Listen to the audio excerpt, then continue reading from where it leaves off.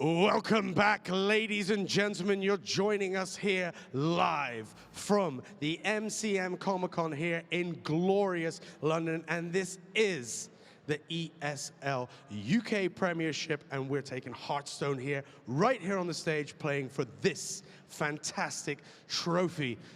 Guys, you've been fantastic for our first two matchups. Are you ready for a third? Come on, guys. Are you ready for a third? They are indeed ready, and they've been enjoying and supporting everybody throughout the day. And I know that you guys want to support. You can do that by heading over to the ESL shop. It's super easy, shop.eslgaming.com. You can get this kind of swag. We've been giving out some earlier, and they were lucky enough.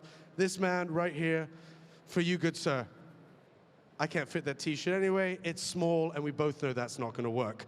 Guys, this next matchup is going to be an absolute cracker. And to take us into it and talk us through what's going to happen and how these two guys have fared earlier in the day, let's hand it over to the one, the only, my brother in arms. It is you, Joe Fenny.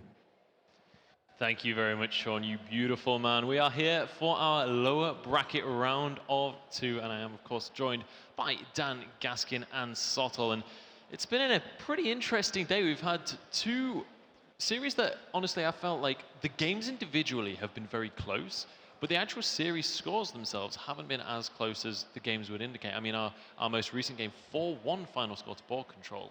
I mean, what do you guys make of that? Do you think it has been as one-sided as the actual score represents, or do you think it's kind of just, I guess, unfortunate scoring in the end for the losers? I don't feel Mysterious played as well in that series as we've seen him play online. There was certainly a few mistakes there. I mean, especially the auctioneer moment, that was a tough one for him. Yeah. And he'll be replaying that moment in his head and going into this series. I mean, perhaps that's a confidence booster for HelloLeeroy. He might be looking at that and saying, okay, this guy is beatable. It could very well be. I know I just walked past Leroy backstage as I was coming out here, and he wasn't happy with how he played in the first series either. He was very motivated to come out here and actually play his best for this series as well. But on the subject of the series maybe being a little bit closer than they appear, I mean, that's kind of the way of Hearthstone, is that the score of a series doesn't naturally reflect how close it was. Quite often there's just kind of one break point in the series where if you can get one matchup against the right deck at the right time, suddenly that breaks open the whole tournament, the whole matchup format,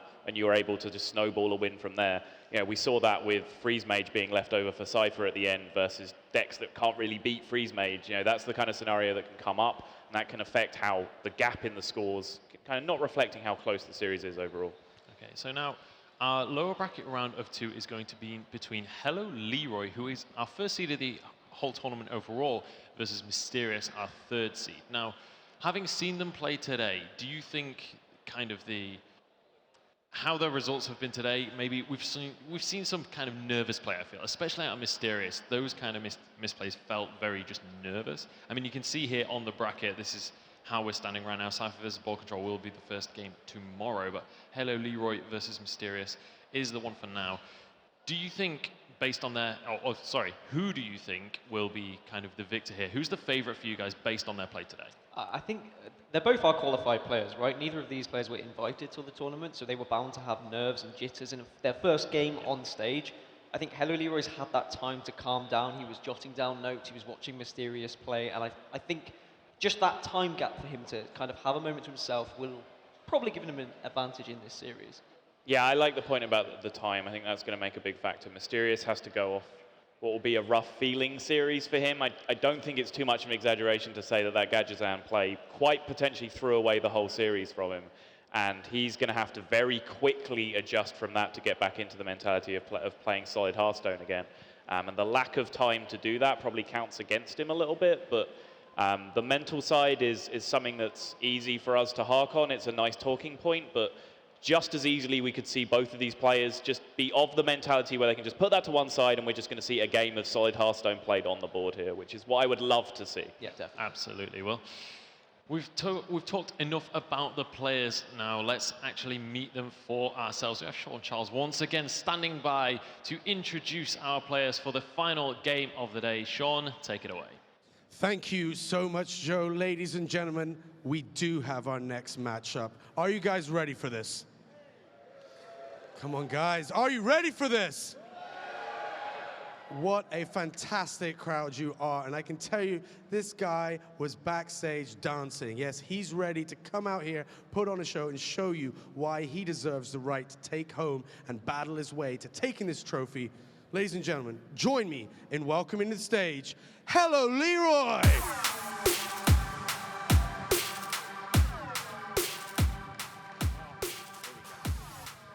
Hello, Leroy. How are you doing? I'm feeling great, honestly. Feeling good.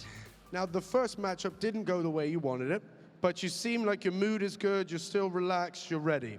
Yeah, no, I was nervous at first, and now I've got nothing to play for. Like, I've everything to play for, nothing to lose. I'm just here, and if I win, I win. If I lose, it's fine. I'm going home. And no matter what, you've been a champion. You've come here and played on this stage. You've had a lot of support. Now, let's talk a little bit about Mysterious. Did you watch his matchup before? I watched his match. He misplayed. He looked nervous. Maybe I can take advantage of that. Maybe you can. We're going to see. Guys, are you ready to meet HelloLeeroy's opponent? Guys, are you ready? Please join me in welcoming to the stage, Mysterious.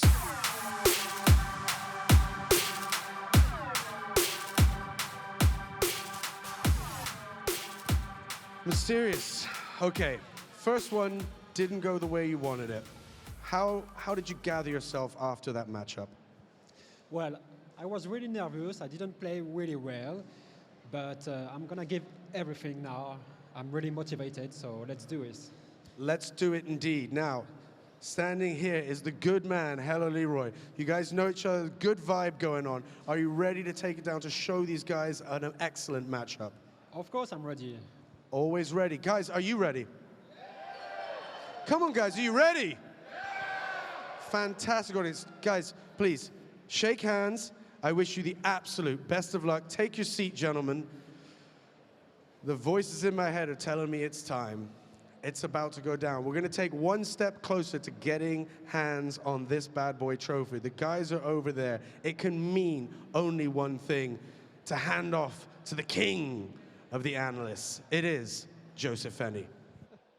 Thank you very much once more, Sean, and we are ready to sink our teeth into the third and final game of the day. It is the lower bracket round of 2 between HelloLeeroy and Mysterious. Now, we've already seen the decks that these guys are going to be bringing. However, Mysterious, obviously we haven't really seen as much of his deck list as kind of we have from some of the other players. Obviously, he didn't really win many games.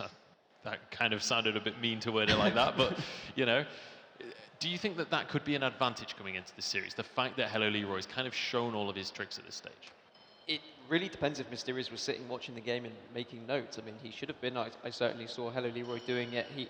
Yes, he didn't see the cards, but he was noting down important cards that you wouldn't usually see in a deck, like if there was 2 Flame Wreath Facelesses in a Shaman deck, etc., etc. We did hear that both players have actually banned Warrior. Right. I know that HelloLeeroy was talking, should I ban Warrior, should I ban Rogue? After he saw the performance of Mysterious's Rogue, I think that's probably the reason why he chose Warrior. Yeah, that makes a lot of sense. Yeah, concealed information is powerful in Hearthstone. It comes in a variety of forms. You know, which Warlock deck do you mulligan against at mulligan? You know, all these kinds of things. But just entire archetypes being hidden is very powerful. The Mage deck from Mysterious we haven't seen yet. Generally, the expected thing is that it's Freeze Mage, so it can be powerful if Mysterious has a twist up his sleeve there. So it's definitely an advantage, but you know, as you said, it's not a huge deal because we're deep enough into Standard now where people kind of know the expected stuff. I think maybe week 1, if you had some concealed information up your sleeve, that could be incredibly powerful because your decks could be pretty much anything. I would expect it to play a small part in this series, but I don't think it's going to be defining overall. Yeah, it definitely seems like, it definitely seems like these players have kind of brought the same decks, really. Like, we're just seeing these 4 or 5 decks that everyone's bringing at the moment. Right. Okay, so one thing then I want to kind of bring up is the fact that we've seen this Reno lock come out of Mysterious, which is kind of a bit of a curveball compared to what everybody else has brought. Do you think that that has an advantage over the Zoolock in terms of the overall series? Do you think that that maybe... Which deck would you say has more good matchups in these kind of conquest matches? Personally, I prefer Zoolock, but I mean, what's your thoughts on the matter? I mean, Zoo, they've kind of gone back and forth throughout, kind of week by week throughout Standard. It started off with Zoo being extremely powerful, then suddenly Reno Lock became powerful in the tournament format because it was preying on some of the other control decks more effectively. Now things have kind of gone away from those control decks a little bit more. Zoo has come back into popularity. So I kind of favor the Zoo overall, but yeah, interesting. Wait. That is a shield bearer. That is a shield bearer, and I also saw a primal fusion as well. So this looks like a bit of a twist of Mysterious's deck. Yeah, Leroy, that is my reaction too right now. This is the card shield bearer, not seen since 2014 Zoo in competitive Hearthstone play. This is kind of blowing my mind right now. One thing that immediately springs to mind when you see cards that you don't often see is kind of Reno Jackson, right? That's the card that immediately springs to my mind when I see a card I'm not used to seeing. However, Reno Shaman, could that be a possibility? I find it unlikely. What I would say is that the reason why Shield Bearer was ever played in Zoo in the first place is if you can put buffs on it, it becomes an incredibly efficient pile of stats for 1 mana. Yep. So we see, Flame Tongue Totem, Primal Fusion, possibly Defender of Argus in this deck as well. All can, have that potential to make Shield Bearer a pretty effective attacking force. It's definitely a strange inclusion. I can see the mentality behind it. I don't know if I completely like it. It tends to interact with Doomsayer much the way that most early starts do, which is not very well. So I'd expect to see Doomsayer coming down and shutting this board down very quickly from Leroy. That is what he's going with. But I mean, there's obviously the Hex to respond to this Doomsayer, which I think is perfectly reasonable. You can kind of just get rid of the Doomsayer nice and easily here. That Flame Tongue Totem, though, just makes Shield Bearer worthwhile having in your deck. I mean, but if that hadn't have come out, I think I would have been even more like, why? Why are you playing this card? But I mean, it's a tech decision, and it's those kind of interesting decisions that can make or break a tournament sometimes, and just having that surprise element really does help you in this kind of format, I think. Yeah, and I mean, that's essentially become a even slightly stronger than a Frostwolf at this stage, with it being 2-4 instead of that 2-3. No overload whatsoever. So in this specific matchup so far, it's working out quite nicely for him. We'll see whether that's going to continue to be the case. But also, this kind of opens up a whole can of worms in terms of, if we see a shield bearer in this deck, what else is this deck going to kind of hold? Because, I mean, you mentioned that it's a kind of card that goes very well in sort of a buff deck. Yeah. Is this entire deck going to be then themed around kind of buffing up other minions? I don't think you necessarily need to. There's already enough cards. Like I said, you can just kind of include Defender of Argus in that floating 4-mana spot where you're kind of deciding between Flame Reef Faceless, Master of Evolution, Draenei Totem Carver. These are all options. If you then change that to a Defender of Argus, you probably have enough activators in the deck for the Shield Bearer at that point. So it makes a lot of sense. But the 7/7 here coming down on turn 4 is one of the nightmares for Freeze Mage. They find this very, very difficult to deal with unless they can consistently freeze it over a number of turns. Leroy does have the potential to do that, but it still doesn't lead up to a very effective clear of it in the end unless he wants to commit an Ice Lance to it at some point as well. Yeah, it feels bad just using one of those Frost Novas naked. I mean, yes, okay, he's got double Frost Nova, could even go Frost Nova, Blizzard, then use the Ice Lance like you say, but I just think it feels like you're using a lot on... Okay, it's a scary board, but boards from Shaman can get a lot worse, especially if it's like a Totem Shaman and it's got Bloodlust. That's what you can be worried about. So yeah, looks like Leroy is going to take the just conservative play, just locking out the 9 damage, keeping his AoE freezes in hand. So again, he's only facing down 2 on this turn. This seems reasonable. Plenty of early cycle, which is important. Mysterious picks up his second Hex, which isn't useful, but it does at least now protect him from the second Doomsayer that comes out, which was my concern with him using the Hex on that first Doomsayer, is that, that Hex protects 2 damage on the board, essentially. A later Hex on a Frost Nova Doomsayer play later on could have saved him a lot more, but now he's picked up that second Hex, he's in a pretty solid position to be able to defend his board. I think the decision here for Mysterious is, does he value just drawing cards whilst this board is still relatively threatening, or is he going to go for a Feral Spirit just to get even more board presence? I think personally, Feral Spirit is a fine play for me. I think I just like to get as much board presence as possible, especially now I have that Hex in hand to deal with the Doomsayer if he does go for that Frost Nova Doomsayer on turn 5. Yeah, the Feral Spirit looks very, very solid on curve, leaves him with 4 mana next turn, which is fine looking at the texture of his hand. The only caveat that I present to that is that I don't think you're ever getting a better Flame Juggler than that against Freeze Mage with those 3 targets on the board, so I would have understood the Flame Juggler play as well, but you're essentially loading up double the power on the board with 2 2/3s instead of 1 this way, so I'm totally okay with this as well. Yeah, and as well, it's just like, it's nice to have those extra taunts on the board, especially kind of, you don't want to open that. The thing is, had he just left the 2-3 in the shield bearer on the board, there's enough minions there to clear away that and then get 1 damage onto the flame wreath, opening it up to a kill from things like a fireball, which obviously he wants to keep that on the board. That is his priority right now, so completely understandable wanting to get more taunts on the board in that scenario as well. But so far, looking at the hand of HelloLeeroy, we haven't seen a whole lot of his kind of burn damage come out yet. Obviously, we saw 1 Ice Lance, which was used to freeze the Flame Wreath, and he's got a Fireball, but still not actually found that much in terms of actual base damage. Do you think, or really that much in terms of his card draw either? He's got 3 of his minions out of 6, and then neither of his Arcane Intellect. So what do you think he needs to be looking for in his next few draws to really start to get this Frost Mage rolling? He needs a way to eventually answer this board. He has plenty of stall for it, but he doesn't have enough time just with these stalls that he has to set up a win condition. So he needs to find a Flame Strike, for example, that he can stagger with this Blizzard over a couple of turns to clear up the board. He'd have to find a way to get the extra damage into that Flame Wreath faceless as well, but that seems easy enough to do while he still has all these minions on the board. So Flame Strike would be spectacular. Doomsayer number 2, from his perspective, would be fantastic as well. We do see that the second Hex is in hand that can deal with that. So now he does use the Flame Juggler. I mean, like you said earlier, it was a perfect target when you've got 3 1-health minions. Right. Emperor coming out off the top. I mean, yeah, okay, usually you want to play that turn 6 Emperor, but with that much of a threatening board, I mean, is that even... 18 damage. Yeah, You just can't. You really just can't do anything with Blizzard. Like Sottle said, you're just constantly stalling and just searching for answers. And to be fair, that's what Freeze Mage is. You always feel behind, and that's one reason why I personally don't like playing it. I don't feel comfortable being behind on board just with my style of play. It's why I've never really played Freeze Mage as much as I probably should have. But HelloLeeroy is a very comfortable. He would have been in this situation several times.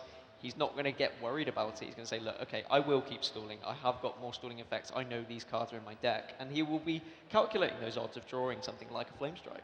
Yeah, and I like this line. The Blood Mage pickup, the Frostnova Blood Mage, this play, not only does it at a bare minimum cycle him another card to get to that Flame Strike, but if the Blood Mage sticks on the board, which with a full board from his opponent, he knows like another Flame Juggler isn't going to come down to potentially take it out. So if that Blood Mage sticks around, the 3 damage Blizzard AoE on the next turn is absolutely devastating to the state of this board that Mysterious has built up. And the fact that his board is frozen means that no more development can be had on this turn from Mysterious.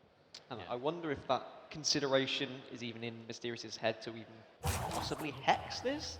I mean, you're getting rid of card draw, you're getting rid of spell damage. It's not something you'd see normally, but we've seen some crazy plays, and sometimes crazy plays win games. Wow! Good call. That is pretty spectacular from Mysterious. I mean, you saw just how upset Leeroy was about that it turns out to be an incredibly good play in the situation. Mysterious is reading the Blizzard, understands how devastating that would be to the board, knows that he will still lose here to Blizzard staggered into Flame Strike. He knows that's an option that he doesn't beat in any world, so he has to pick a world that he does beat. And so he picks, okay, he has the Blizzard but not the Flame Strike. That's something that I can play around. The Hex allows him to do that. He recognizes that despite what you were saying of him being so far ahead on board, he's actually a long way behind in the game, which is weird to say, but he takes a risk hexing a Doomsayer, and it's a risk that may end up paying off for him. Absolutely, and I mean that's both of his hexes down now, so that's kind of a very, very important card for this Shaman deck, but does have a couple of options available to him on this turn. Do you think maybe just getting a Mana Tide out at this stage would be worth risking it on the board just to try and get some cycle on the go? I think he's tried to play the Tuskar first to maybe even go for a Mana Tide, but you're always worried about that Flame Strike, right? That's your main concern right now, so whatever you play is going to die, so you probably want to just use... You'll get the most value out of the Mana Tide. If you are worried about Flame Strike coming out next turn, yes, your Mana Tide's going to get you at least 1 card, but anything else you put on the board is just going to die straight out. Yeah, I mean, I think based on Mysterious's play on the previous turn, as I spoke about, I think he's accepted the fact he can't beat the Blizzard plus Flame Strike hand, so I don't expect there to be much playing around Flame Strike this turn. Okay. If there is a Flame Strike, he still retains the 7-1, which will... not be able to push through though because of the frog in the way, but that Rockbiter weapon can make that happen. But since only 8 mana is available, Flame Strike ping is not an option But yeah, I think Mysterious has just decided that we don't beat the card Flame Strike this game. And I think as well, it's kind of last turn, it was likely HelloLeeroy would have just played Flame Strike had he had it, because it would have only left a Flame Wreath available. So evidence shows in Mysterious's mind that it's relatively safe to play those minions onto board. And now HelloLeeroy is stuck in a decision. Do you just drop something like Emperor here, look for the value on that? I'd kind of like... Obviously, you kind of open that up to just be taken out. Yeah, I kind of like just pinging the Flame Tongue totem just to get rid of some damage, maybe dropping the Loot Hoarder to search for more cards, because realistically, you've got that Alexstrasza in hand, you've got some burn damage, you're not really searching for much more to be looking at potential few turn lethal, but I mean, you are worried, you've only got that Ice Barrier, you don't have the Ice Block in hand. Yeah, I'm not happy about taking the 7 from the Flame Wreath Faceless next turn. I think like pinging Flame Tongue and fireballing the Flame Wreath Faceless is potentially the line. I think it buys you the most turns. He's actually just going to sack... Okay, so he's valuing a Loot Hoarder on the board over 4 of his health right now, which at 24 may very well be correct. With the Alexstrasza in hand, Ice Block becomes even more valuable than it usually is, because you want to get that Ice Block, set up your guaranteed turn, because you need a guaranteed turn to Alexstrasza your opponent in the face. You can very rarely do that if you don't have an Ice Block in play. So I understand this option. Kind of split our plays down the middle, Gaskin. You wanted to ping the Flame Tongue, I wanted to fireball the Flame Wreath. You wanted to play Loot Hoarder. We kind of got a little bit of both. And I like the way this has turned out in the end. I mean, ultimately, he's just trying to reduce as much damage to his face, so I think your play was quite right. Just get rid of that big 7 body that's been sat there for a while, and you are worried about it, of course. I think Ice Barrier has to come down soon, because that damage is going to start to chip away at your life total. I mean, he's got both of those Forgotten Torches, which can put more Roaring Torches in his deck and get that extra burn damage, but at any point, do you even play this Emperor Thrussian? I mean, it just seems like it's a lot of mana when you've got to just kind of answer everything that's on the board right now. Yeah, Thaurissan is a big commitment. Barely an upgrade from the Master of Evolution there. 3-2 turns into a 3-3. Manatide Totem keeps running wild, picks up the Doomhammer, which can now be used in combination with the Rockbiter weapon, so he's threatening a ton of damage. Still no Flame Strike, still no Ice Block from Leeroy, so he has found himself in a mess. Can trade off the Loot Hoarder for one more card right now. He's going to need to pick up one of those 2 options, really, or he's starting to find himself in some difficulty. Offensive Alexstrasza seems extremely suspect at this point. I think you just leave yourself dead on board. Yes, you would. That is his only way he could possibly set up a win condition, and with that unavailable, because you would die immediately, he is in a pretty serious mess here. I'm thinking, do you still survive if you use something like Ice Barrier, use one of the Forgotten Torches to take out something and ping the Flame Tongue as well? Is there enough damage on board there?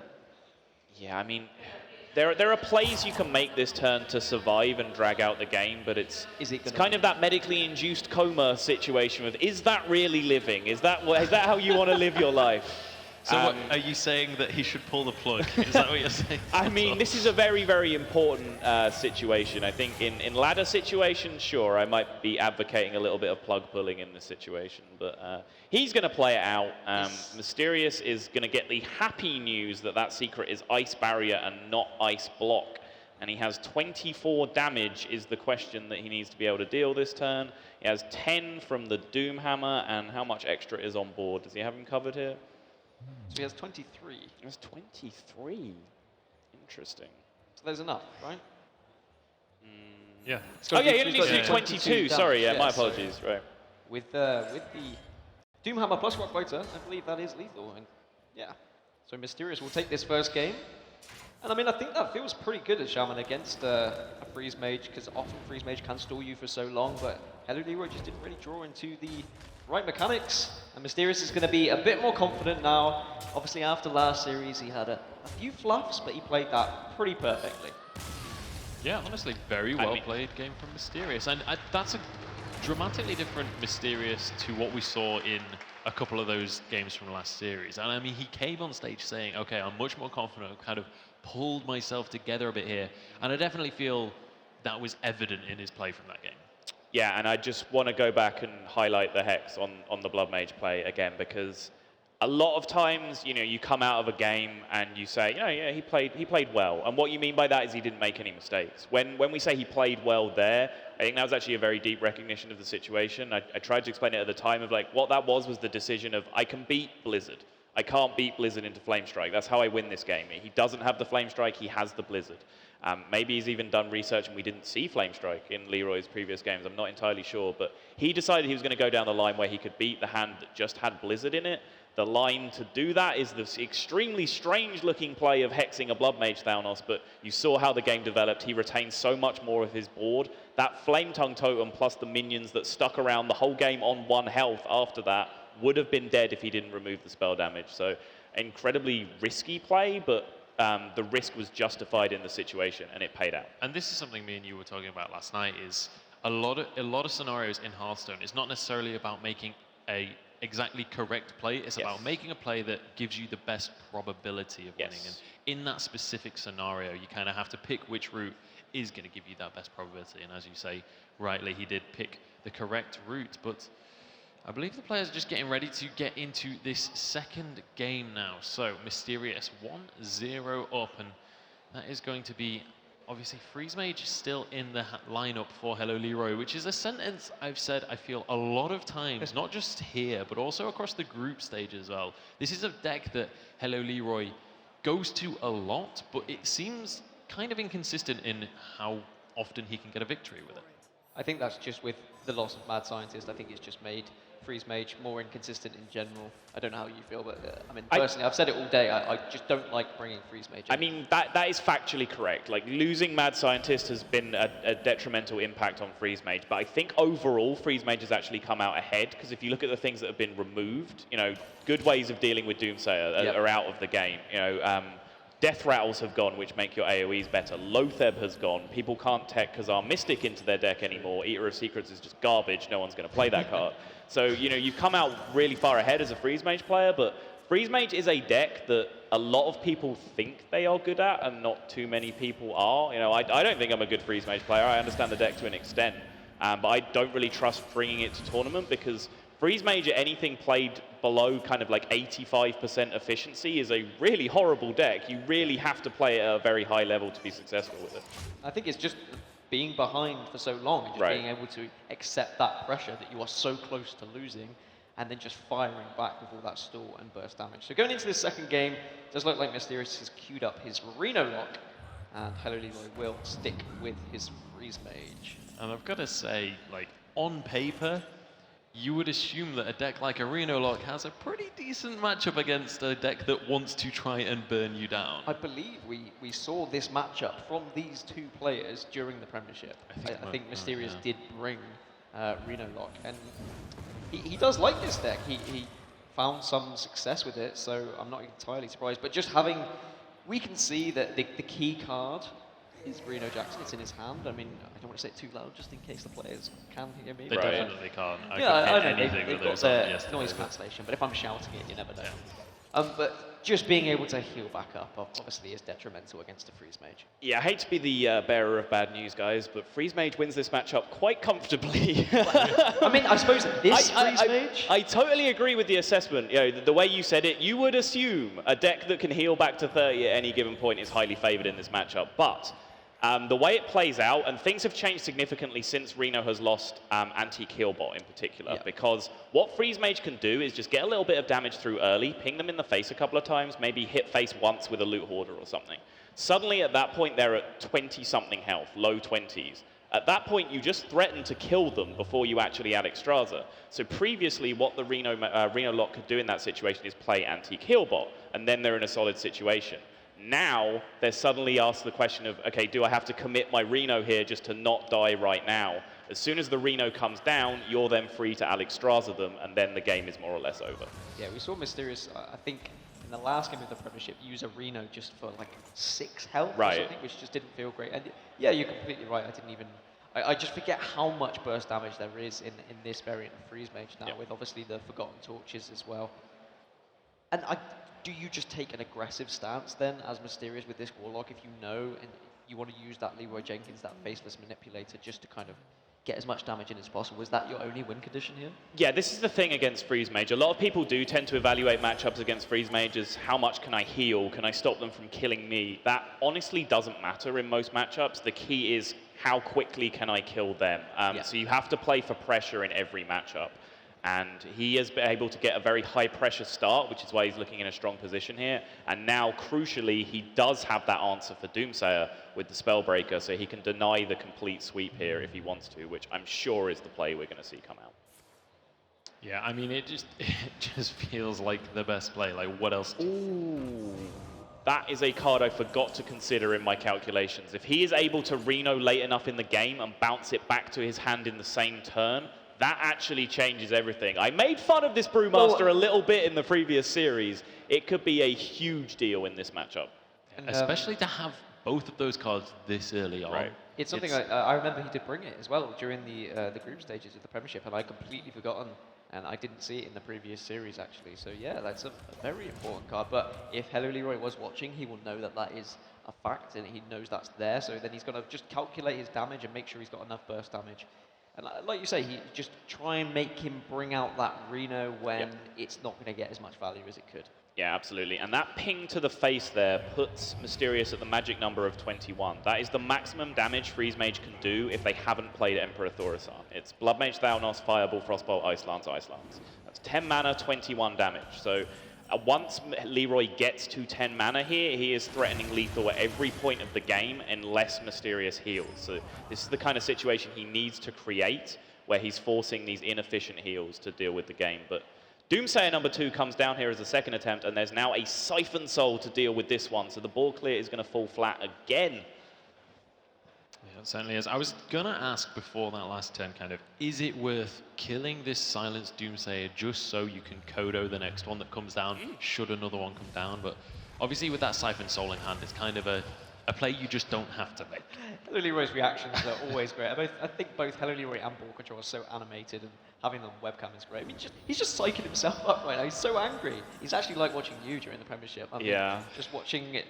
I'm going to say some salty reactions when like, oh my god, the one card he needed. There was an awful lot of eye rolling when we were watching you during the Premiership. Yeah, I'm a fan of a good eye roll.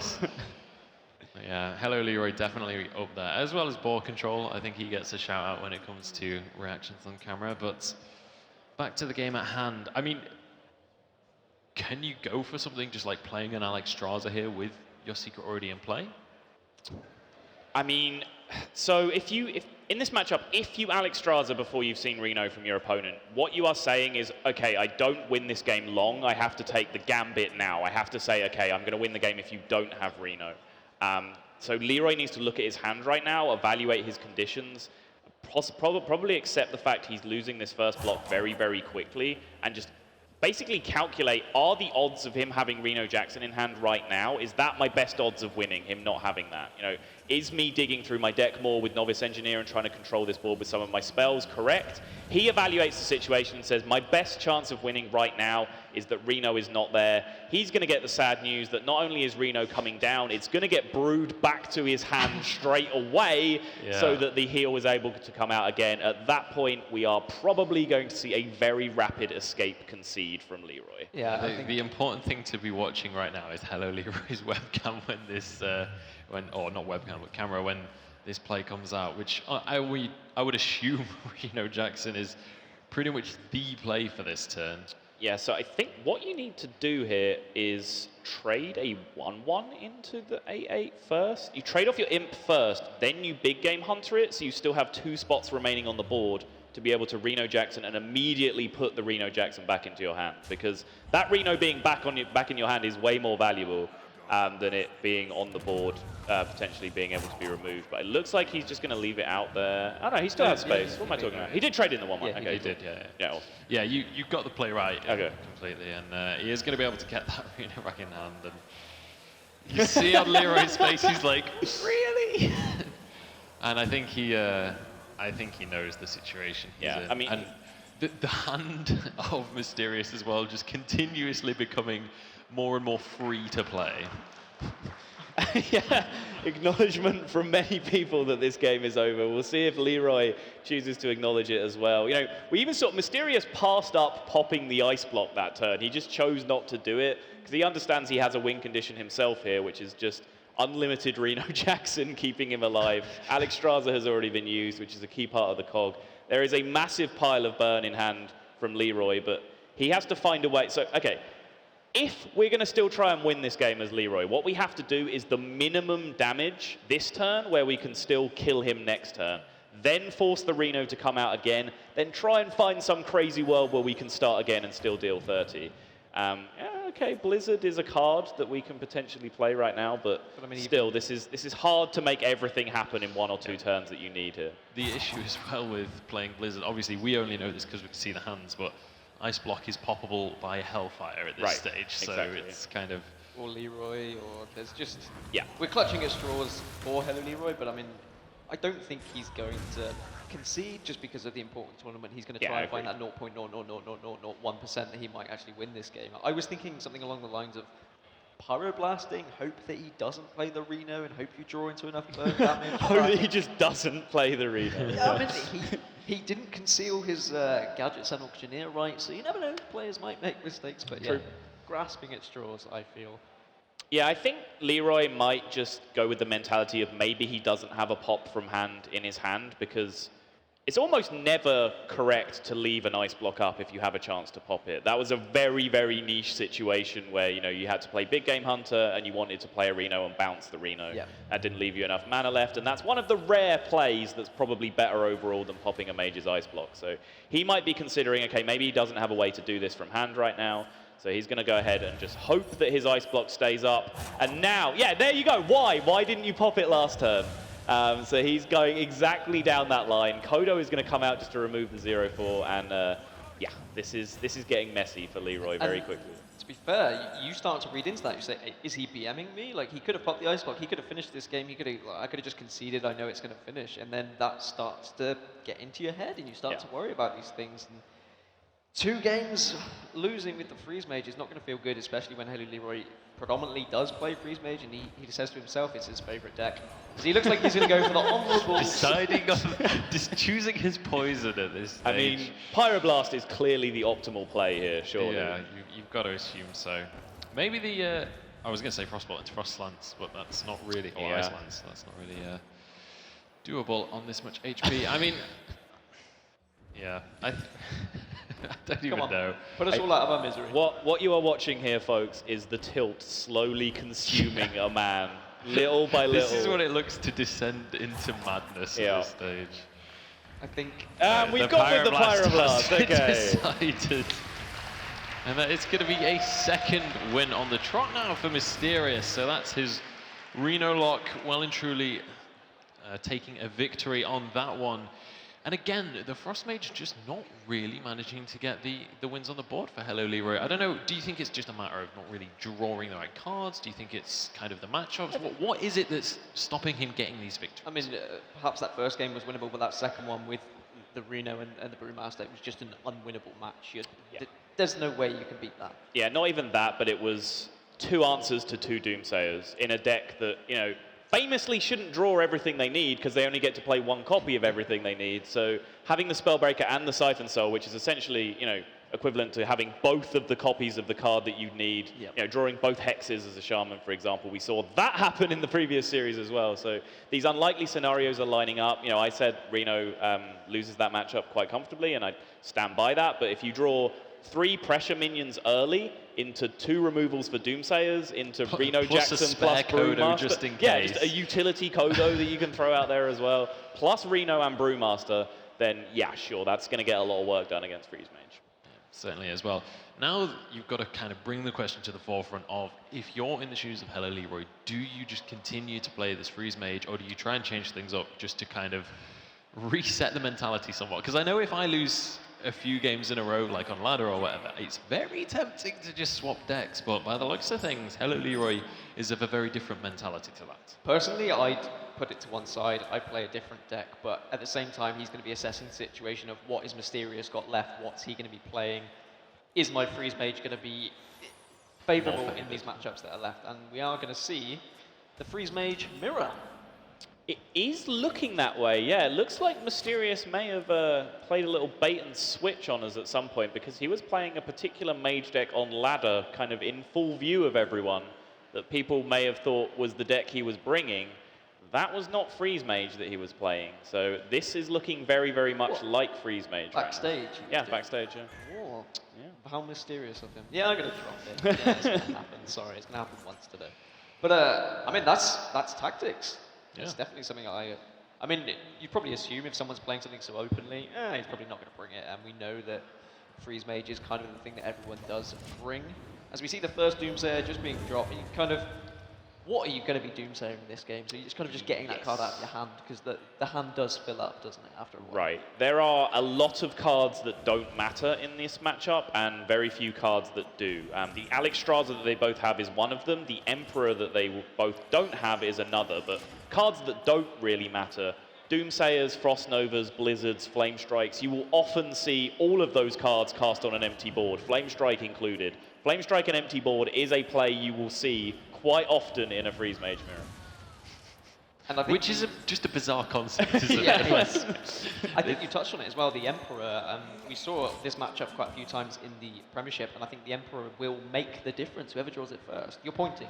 I am pointing, yeah, because there is potential for Mysterious to overdraw Leeroy on this turn if he wants to. He played the Acolyte, he has 8 cards in hand, so if Mysterious wants to, he can start pinging, attacking that Acolyte for 1, even throw a card at it if he wants to draw the full 3. And I think you do, right? Well, here's the trap, right? Generally, if you're going to draw someone 2 cards to burn 1, then that usually isn't worth it in a situation where your opponent isn't going to draw their whole deck, because it's kind of a logical trap. But if you're going to draw them 2 cards and they only burn 1, unless that only matters if they go to fatigue. This deck, though, in the Freeze Mage Mirror, it quite commonly will go to fatigue. They will quite often draw their whole deck, and there's key cards that are really nice to burn, like Emperor, like Alexstrasza, etc. So it's more justified in this situation. Mysterious turns it down and just decides to limit the card draw instead, though. And another kind of option there as well, you could have even used the Forgotten Torch as the third option during that, and that would kind of cycle that Roaring Torch into your deck so you can find it later as well. So there were definitely options available. Looks like I'm not going to take them on this one though. And now Mysterious does have his Ice Block in hand. Would you guys suggest that that's something worth just getting onto the field now, just get it out of the way while you're in these early turns and you're kind of just playing these cards that you need to get out of the way? Yeah, for sure, Ice Block is going to come down. One of the biggest challenges in this mirror, honestly, is just getting cards out of your hand. That's why you see the situations with like Blizzards and Flame Strikes being cast on an empty board. It's why you just saw a Doomsayer thrown out for pretty much no reason from Leeroy. So yeah, the developing the secrets when you have the free mana to do so definitely makes a lot of sense. Is HelloLeeroy running an Archmage as well? We have not seen it, so that would be my debate. Thought process is that I haven't seen it, and you can definitely see it in Mysterious, which would make a bit of a big difference. It wouldn't be a mirror in theory. I mean, you've got that extra card in that Archmage can become such a big thing in this matchup. But we do see the Emperor now in the hands of HelloLeeroy, which I did say earlier is one of the most important cards. So I think he'll be happy to draw that. He certainly will. Doomsayer number 2 comes down though, just to lock out a potential power play from Mysterious. This is the point of the game where you can start to time your Doomsayers a little bit, kind of predict the turn your opponent will want to play Emperor, want to play Archmage Antonidas, want to play Alexstrasza, try and lock out one of those turns. I think this is in anticipation now. Since he drew his Emperor, he wants to be the first person to play Emperor Thaurissan in this game. So he's going to drop the Doomsayer to lock out the development from Mysterious, and then we're just going to see the Emperor come down. And there you go, Flame Strike for absolutely no reason. I called it, and it happened.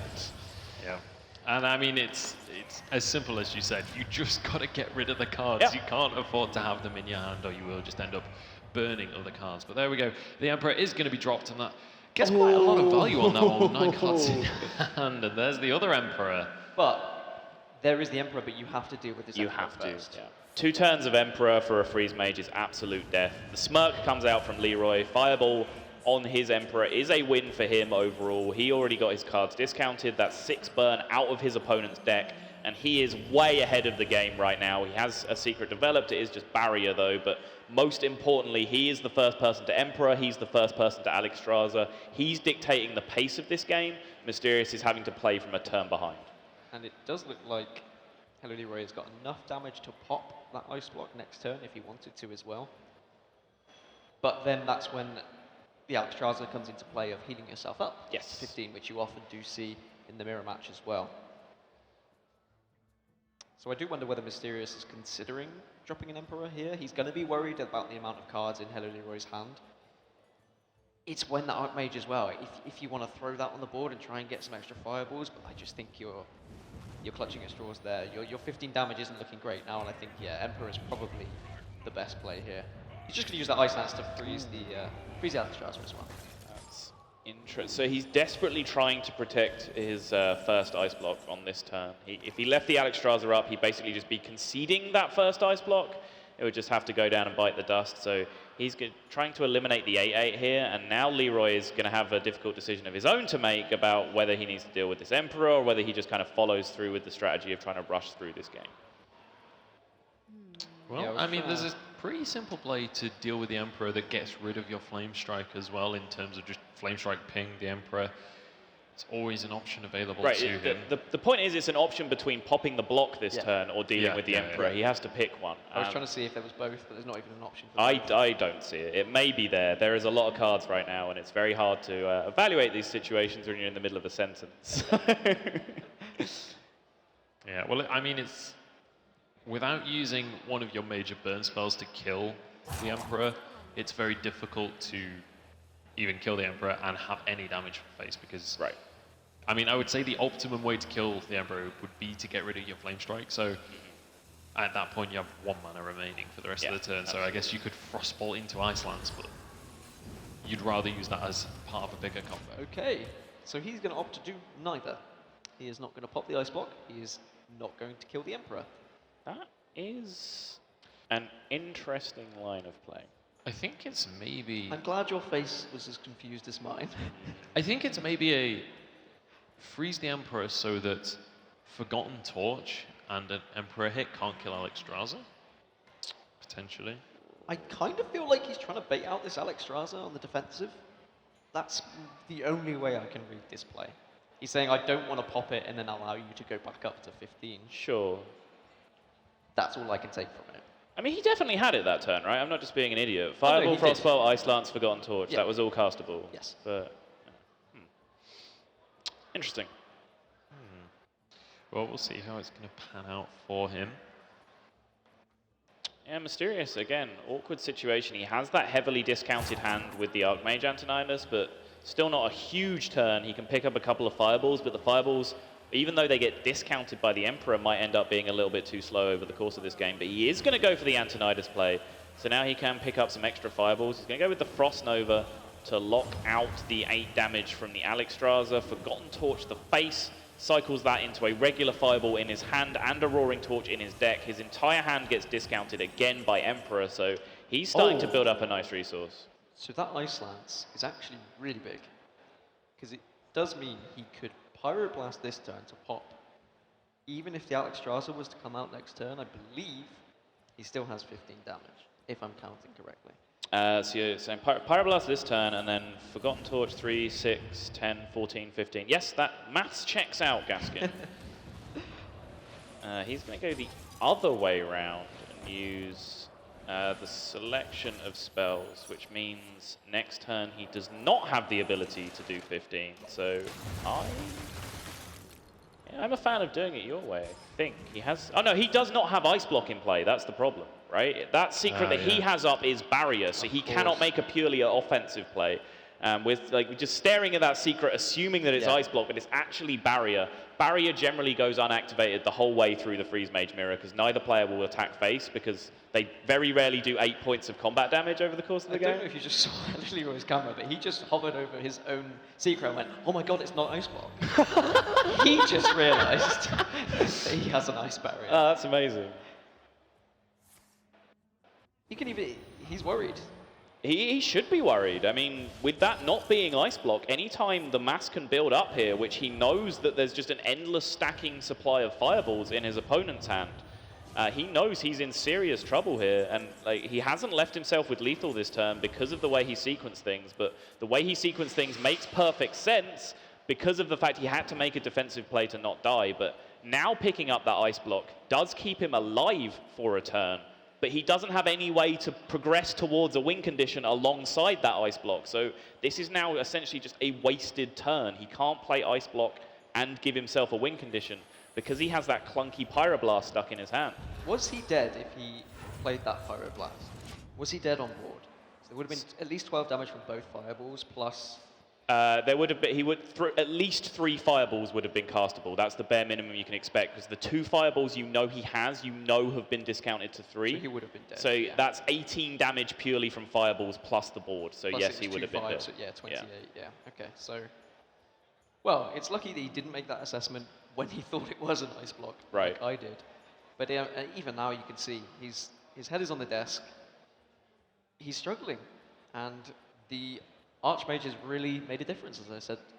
It certainly has, yeah. I mean, Mysterious is considering his options here, but 19 damage is a number that he's staring at, and he has a pretty appealing way in his hand to deal 19 damage. Has all those fireballs built up, can afford to even fit in the ping with them because of the heavy discount from the Emperor. He's going with the Blood Mage Thalnos line here instead, though, which is... I guess he does have to find a way to deal with the Alexstrasza to not die to Pyroblast as well, though, so this makes a lot of sense. It does look like these players are opting for the defensive approach very often, which you can understand. I was going to say, in this kind of scenario. And the importance that's on the line, but HelloLeeroy really needs to find... Well, I'm trying to think what he can find to win this game. More burn damage, perhaps? I mean, that helps a lot. He can't pop yet. Being able to view the top player's secrets would be very helpful here, but I believe what we have in play is an ice barrier and not an ice block from Mysterious. So that actually... I think it's an ice block. Is it actually block? Okay, I mean, that makes a huge... Oh yeah, because barrier's in hand right now. No, barrier is in hand, but not playable, which means that secret that is equipped is an ice barrier. So actually, Leeroy has actually found a way to win this game right now because there's no way to draw cards in hand. There is not an ice block equipped. Leeroy has an ice block up right now, so cannot die. So he has won this game. I was fully under the impression that was an ice block. I was well and truly convinced that this was Mysterious's game. Well, okay, so... Well, there we go. But I think HelloLeeroy is still worried that that is an ice block. Yeah, I mean, he will be. He absolutely will be. I mean, there is possibly a world where he makes some play considering that it's ice block, which isn't popping it, but... As of right now, unless there is an ice block drawn right now off this Blood Mage Thalnos. Okay, I mean, he still has an out. He can fireball his own Acolyte of Pain for with the 2 mana fireball or the 1 mana fireball, still have enough mana remaining to pick up the ice block. But he's not going to go down that line. The ice barrier is not going to protect him here, and Leeroy has magically found a way. And this is what we were saying about Leeroy, is you can count him out. Well, we counted him out because we assumed there was an ice block there, right? That's the reason. But I mean, we did count him out, and miraculously, it looks like he's just about taking this game. He's going to check if this is an ice block, and he's going to be pleasantly surprised. Look at his face. And that is going to be the game going the way of HelloLeeroy. So we are now on a 2-1 scoreline. Advantage still in favor of Mysterious, but Leeroy... I think it's very important that he finally got that Frost Mage out of the way. He got rid of that deck, because I think 3 games on the trot, if you lost all of them with that same deck, that is kind of like tilt liquefied, you know? Like, and winning a mirror is always important, but I don't really know what was funnier, him realizing that his own secret wasn't an ice block, right? Or finally getting the realization that he had won that game. I'm exhausted. I enjoy casting Freeze Mage games. I usually feel quite at home casting Freeze Mage. I made a total mess of casting that because that was one of the most bizarre Freeze Mage mirrors I've ever seen in my life. Like, both players making some crazy decisions. You know, Emperor Archmage Antonidas sticking on the board for like 4 turns, like, deciding not to pop ice blocks, like all sorts of crazy decisions, but it all culminates in Roaring Torch to face and a wonderful look of surprise on Leeroy's face. Just the fact that that combination of cards, the Emperor and Archmage on the board for so long, like consistently having 3 mana fireballs in hand and still losing that matchup, like it's not something that you would really contemplate. You wouldn't expect that scenario to ever really occur, but There we are. And it was just the lack of security from not having that ice block up. Because if the ice block was up, you didn't have to care about that Alex Straza being on the board. He could have just slammed damage into the face, kept restocking it with the fireballs, but had to respect the damage from the Alex, which slowed him down significantly, allowed Leeroy to come out ahead. But now we move on to simpler pastures. We have Shaman versus Rogue. No more Freeze Mage Mirrors. And what a start for HelloLeeroy, actually. That's a pretty perfect hand. Tunnel Shrug into Total Golem, into Coin Feral Spirit. Right, but the prep Edwin Van Cleef hand is not bad either. If he's able to pick up a spell to go with it, Sap or Eviscerate, Shadow Strike, something along those lines. Huge early Van Cleef is one of the ways you really fight back against these heavy, aggressive, tempo-focused decks. So I'm wondering if HelloLeeroy is considering the Argent Squire just because of something like Backstab. But even with Backstab, it still eliminates it, so either way, I think you've got to go with the Tunnel Truck just because of what is there to follow. There's a lot of ways to play this. It's down to the percentage in your deck. If this is an all-out aggressive Shaman deck, then you will likely draw more low mana cards as the game goes on, in which case coining double 1-drops this turn into the Totem Golem on 2, into something that you draw on turn 3, and then the rest of your hand is a solid line, but that is, of course, trusting your deck to give you something. The more natural curve is to hold on to the coin and only play 1-1-drop this turn. That curves through your overload a bit more effectively, but Leeroy will have to decide how much he trusts his deck. Decides that he does not trust it very much right now. I mean, like, looking at his hand, it makes perfect sense to just go for that Tunnel Trog, especially with how many other cards are going to give it overload. Like, that Trog on its own is a major threat that will have to be dealt with. So I think that is a perfectly fine play as well. But you mentioned the prep Van Cleef combo. He now has a perfect card to throw in there and make that combination a reality. Yeah, unfortunately, because Leeroy's gone wide so early with his board, 3 very similar sized threats. Of course, the Tunnel Trog is the biggest priority. The Sap is not as effective as it would have been if, say, there was just a Totem Golem dumped on the board. So it's a slightly less effective, but you almost never pass up this play as a Rogue player against an aggressive deck just to get a big Edwin in play, start fighting back on tempo. Especially because that Edwin can trade it to both of those minions and still survive. Right. And now HelloLeeroy's mana curve isn't great. He's just going to have to play that naked 1/3 Tunnel Trog. So I'm going to bring forward the question now. I feel like this is a recurring theme now. Do you play the Flame Wreath Faceless now? You have 2 in your hand. You've got taunts to hide behind. I feel like, especially with how big the minions on the other side of the board are, I feel like just having that 7/7 is a good play. I mean, I was glad you agreed. I touched on it earlier and you agreed with me. Right. Flame Wreath Faceless and how it is a bit clunky, and especially against Rogue when they've got those saps and stuff like that. So it's a risk. It is a risk, but your opponent did sap a 1-drop a minute ago. So there is 1 sap left remaining in the deck that deals with this effectively. The extra concern is that your opponent's board actually deals with the 7/7 pretty effectively. Something as simple as Backstab could be able to deal with this pretty well. So there wasn't really too much of a much more appealing play in hand for Leeroy. So having seen the sap, I like the 7/7 here. You do have to take a risk sometimes. If you get to the point where you're just playing around your opponent's second sap in their deck on turn 5, then you're probably playing too timid as the aggro player. So Mysterious could use his Shiv plus his Van Cleef just to remove this 7/7, but you're removing, and it does seem like this is more of a face Shaman, obviously with both Flame Wreathed as well. The damage is just going to start building up, and really, is the Rogue's win condition here only getting that Gadget-san and concealing it and just drawing as much cards? Because removing this Shaman board becomes harder the longer this game goes on. It does, yeah, and more importantly, there's very limited healing in these Rogue decks these days. Quite often just 1 Earthen Ring Farseer, so the damage just starts ramping up as well. If they hit Doomhammer, you're in a huge amount of trouble. So generally, you need to find some way to grip the board very early. Sort of turn 6 at the absolute latest is the point you're trying to grab hold of the board. And at that point, you start leveraging things like Cold Blood, like Conceal, these cards that he's drawn a little bit too early instead of some of his early tempo cards. Once you have the board, you can actually start saying, I'm going to race you here. And it looks like that is just what he's going to go for here. He's going to set up the board, and that gives him 16 damage on board, plus a Cold Blood, a Shiv, and the Dagger attack next turn. So that's 22. So if he picks up 1 damage and does not die, then he has lethal. Well, that's a lot of ifs. HelloLeeroy obviously has the Feral Spirit in Right. hand, which would stop said lethal. Yes. He is going to go ahead and play that. Obviously does buff his Tunnel Truck as well, and will put Mysterious on a timer as well. Yeah, and honestly, I like the recognition. I just said right before that, kind of turn 6 is the latest you can really hope to try and grab and make that push. He decided he was just going to skip trying to get hold of the board at all and just make that push there when he could. Yeah. And it's a good identification of a way that he definitely could have won a game he was looking in trouble in. He'd already seen one Feral Spirits as well, so he's deciding not to play around the second Feral Spirits, much like Leeroy chose not to play around the second Sap. It just so happens the way the cards lined up, not exactly in his favor, and he's in a great deal of trouble now. Yeah, I don't think there's a way out here. Just looking at everything. Can he clear the whole board?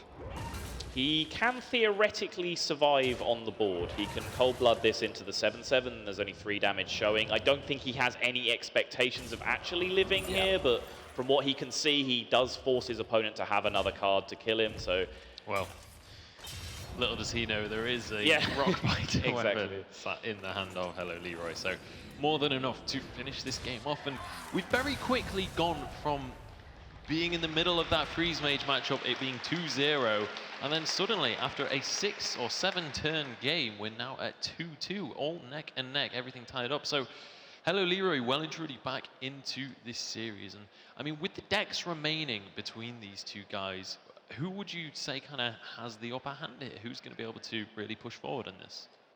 I'm not entirely sure what decks we've got left. well, there's still a besides- Freeze Mage remaining for Mysterious because he course, lost yeah. the Freeze Mage mirror. And his other deck was... Both banned Warrior out. yeah, Warriors were banned from both sides, so yeah, those are out. So We just can find that out. Just anyway. the Freeze Mage being remaining, honestly, is a big sticking point. We've talked about that course. extensively, where, yes, it's a very powerful deck and it can lock out a lot of matchups, but if And- you are struggling to pilot it a little bit, it can be a big sticking point in your lineup. One of Leeroy's decks as well is that Zoo Warlock.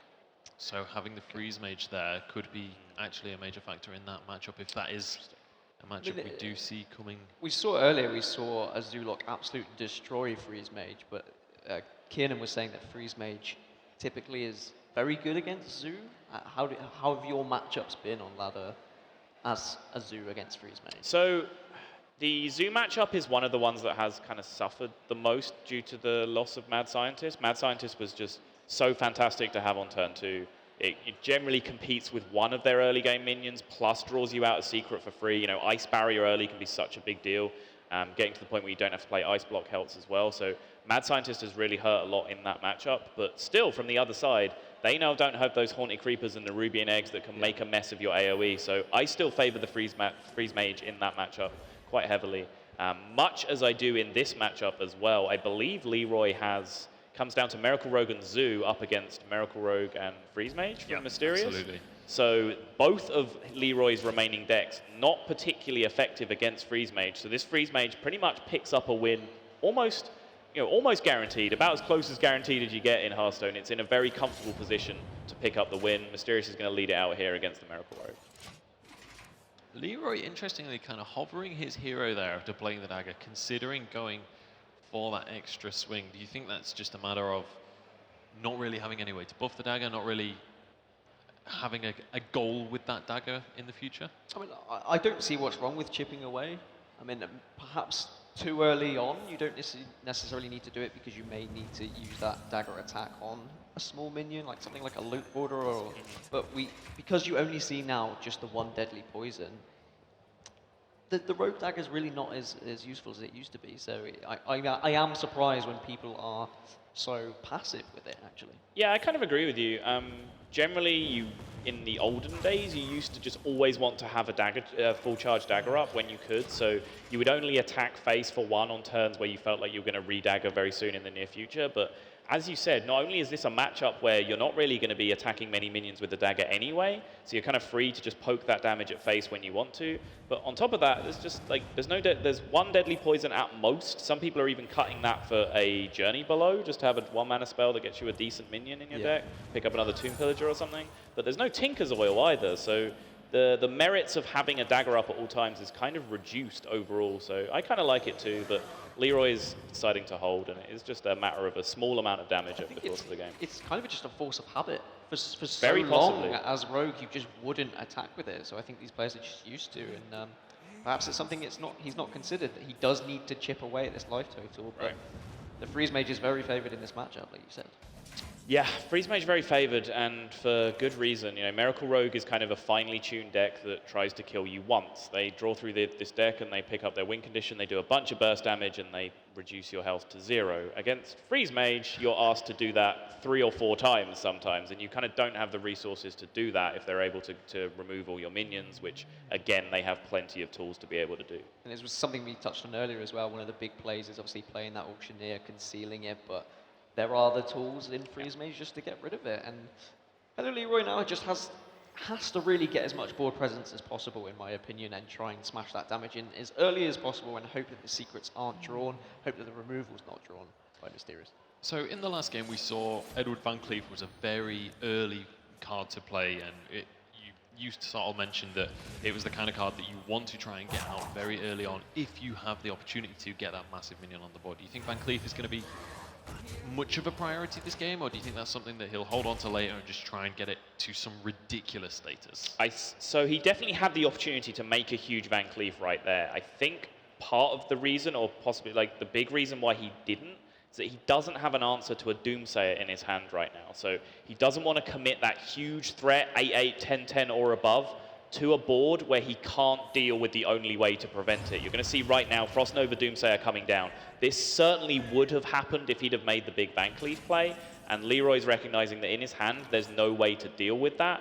So now the Doomsayer is gone, and now he'll feel more comfortable about potentially playing the Van Cleef in the future. Interesting, he could have used Leroy plus Prep into Fan of Knives to remove that Doomsayer if he wanted to. Yep. Opted not to. What's your opinion on that? Okay, so I know you need this is where things get sticky, because the expected value of Leroy is 14, right? You expect to be able to do Leroy plus 2 Cold Bloods, hit face for 14 damage. Since Freeze Mage is so effective at removing your minions and freezing them, you're quite likely not to be able to jam a Cold Blood on anything else and get that damage through. So if you're going to use Leroy there to protect your board, you're kind of evaluating those minions that you have as doing 14 damage over the course of the game to make up for that. There was only 9 power represented on board, so you're asking them to get 2 attacks in. Probably not worth it in the long run. So now the question for me is, now that you've seen one of the Doomsayers, do you look at maybe going for a Violet Teacher into a whole bunch of spells with the 2 preparations you have, look at a Van Cleef towards the end of the turn? Could that be an option here, or is that too risky? It's definitely an option. We talked about in the previous series, you know, you've seen the first copy of something, it's usually too timid to then play around the second copy. So that is a line I can definitely see myself making here, you know, just a bunch of spells, bunch of 1/1s, top it off with a huge Van Cleef at the end. We do see Blizzard into Doomsayer number 2 would potentially lock some of that out, and still, amazingly, no great answer for it in hand for Leroy. Or even Frost Nova into Doomsayer as Right. well. I mean, you can save that Blizzard for another time, for another board. But I guess the Blizzard would get rid of those 1/1s instantly in case there was an answer for the Doomsayer. Yep, and he's going to go ahead and make a mediocre Van Cleef. He could have just thrown out preps for no reason, just for kind of +2/+2 to the Van Cleef, but he's holding on to them. He doesn't have spells to cast with the preps, which again is another big reason why he just doesn't have answers to Doomsayer in his hand. So he's just going to commit this board and hope this is enough pressure to carry him through. But And do you think that's kind of, I mean, he had the Conceal, so he could have gone for a prep into Conceal just to try and buff it up further. Do you think that's just a matter of, what if it is Doomsayer, maybe I need to, or maybe just a matter of wanting to keep Conceal for an Auctioneer later? yeah, I think the prep and the Conceal, because of the makeup of his hand right now, he doesn't feel like this hand necessarily wins the game, so he wants to keep resources in hand for Auctioneer. So now, Now, Gaskin, Now. go on, ask the question. is it worth using this Leroy? Yeah, now suddenly it looks a bit more appealing, right? Suddenly you're protecting a board that maybe you can evaluate as doing 14 damage over the course of the game. So now it starts to become a little more of a difficult decision. But Dark this Iron, time, you don't have the Fan of Knives to clear up the You wells. don't, obviously. The Dark Iron Skulker is an interesting tech decision, actually, which in this matchup is pretty much dead one. More or less, yeah. So we will use that Leroy to take out the Doomsayer, and he will now use the Conceal as well, which unfortunately we'll run into quite a tasty Blizzard, I think. Yeah, Blizzard stalls, but with both Doomsayers gone now, he knows that the Violet Teacher and the Edwin will have to be answered the hard way. So, you know, more stalling freeze effects or a Flame Strike will have to come out to deal with them. But the Leeroy is lost, the Violet Apprentices are lost as well. And it was a risk from Leeroy, but he was quickly evaluating he was running out of time in this matchup. It is a bad matchup in the first place, so taking the risk makes sense. I suppose Dark Iron's Golgo could actually come into play here. It eliminates the board. Eliminates the board, draws two draws cards, two cards, for that's the my mage only though. And I worry think for the them. one thing you have kind of working in your favor right now is that you the actually have card advantage against a freeze mage, which is not a thing you can say often. So do you even consider a Shadow Strike onto this 1/3 just to try and eliminate that card draw? I suppose. Well, I mean, there's not that many cards within a Freeze Mage deck that you really need the Shadow Strike for, so I don't think it's a Especially after unrealistic you've seen play both to make. Doomsayers as well. Right, it's basically Emperor is the only card left in the deck, which is just the perfectly clean answer for an Emperor Thaurissan. But yeah, I would be sat in Leeroy's position right now just trying to invent a world I win in, and that world is probably those 4 cards in hand are bricks, and I just don't let him draw many others, and then maybe this 6/4 and this 3/3 can start pushing through and get some work done. So I would definitely be fine with Shadow Striking the 1/3 in this situation. Leeroy's going to turn it down though, and he's going to try and beat quite a few cards from his opponent, which makes his life a little bit more difficult, but does let him develop more power on the board right now. And I think as well, this is one of those where it's kind of like a similar situation to what we've seen previously, where just banking on a lack of Flame Strike here, banking on more answers, because for 3 turns in a row, his entire board has been frozen. He's got to be thinking, surely he's running out of answers for this entire board to just stall me indefinitely. Yeah, and Mysterious now has a win condition where he has a handful of burn, and he can treat this as a win condition in a variety of ways. He can try and just set up lethal on his opponent over a number of turns, or he can just take the line where he's just going to decide to kill every minion in Leeroy's deck, because now the Leeroy itself is gone. There's no targets for Cold Blood if he's able to keep the board clear at all times. It's kind of like you're investing in your own win condition versus you're investing on removing your opponent's win condition. Yeah. It's like those are the 2 ways forward for Mysterious right now. But With the Ice Block in hand, and that he's already got 1 in play as well, I mean, Archmage into Frostbolt plus Ice Lance seems like a pretty solid play to me. Yeah, I mean, he just fires off both Fireballs here and the ping, which sets his opponent down to 12, and then with Roaring Torch, Frostbolt, and Ice Lance, that's already enough, so he can just skip the Archmage portion of proceedings entirely. If there was a bunch of healing coming out from his opponent here, he can then fall back on the Archmage to bring him that extra burn that he needs. So this line makes sense, and I totally agree that with the Ice Block up, protecting him, he definitely has the freedom to go for the offensive line here. I just wanted to elaborate the line where we kill all the minions instead, but this definitely seems like the right way to play it. certainly does an Ice Block there in hand as well. Now he gets a second Roaring Torch as well, which is going to be pretty nicely received there. And with the Frostbolt and Ice Lance in hand, he doesn't even need the Ice Lance to finish that one off. And it is going to be a 3rd game now in this series for Mysterious. He is 1 win away from taking this entire series. And HelloLeeroy, I mean, you already mentioned both of the decks that he had were going to struggle against the Frost Mage. You said that this, on paper, kind of was almost like a free win for Mysterious. Yeah. Now, it's down to the last remaining deck of Mysterious. I believe it's the Miracle Rogue. Yeah. So up against the Zoolock. Do we think that this is still a winnable scenario for Mysterious? Do you think that this Miracle Rogue is going to have enough to fight that mirror matchup and the Zoolock? So statistically, Mysterious is favored purely by only having to win 1 game. You have to have 2 horribly disgusting matchups to be unfavored statistically to win from this position. All he has is a mirror match, and then a game against Zoo, which is kind of hotly contested. Some people think it's Zoo favored, some people think it's Rogue favored. There's kind of tech options on both sides that can make a difference there as well. So he you know, just purely by having the mirror match in there, you know, he's obviously in a strong position. You know, if he has a 50-50 to fall back on, and then also has this one extra match against Zoo that he can kind of take or leave. So he's in a comfortable spot, but I think the more important side to evaluate it from is Leroy's side, who can evaluate it the same way, right? He can say, okay, I just have a mirror match, then I have a perfectly fine match in Zoo to win. If you kind of break those two matchups up individually and play them one by one, then you can convince yourself you're not in that bad a spot, right? You can get it done. And I guess that begs the question of what do you queue in? As we It see doesn't HelloLeeroy. Yeah, I mean, but it's just momentum in it, Yes. trying to get into your head. But Leroy said to me earlier, he just rolls a die.